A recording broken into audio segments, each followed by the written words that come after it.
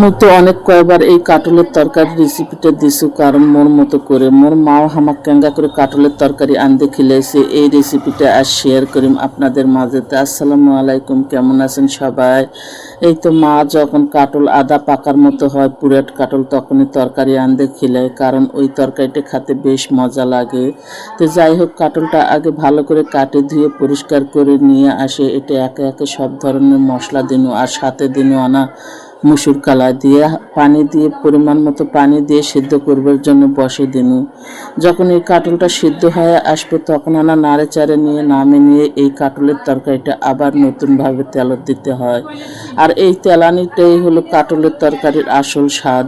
তো এটা দিছি কয়েকটা পেঁয়াজ আর রসুন কুচি, আর সাথে 2টা তেজপাতা আর গোটা জিরে কয়েকটা দিয়ে ভালো করে ভাজে নেওয়ার পর এই কাটলের তরকারিটা তেল দিবেন আগে। আর এই কাটলের তরকারিটি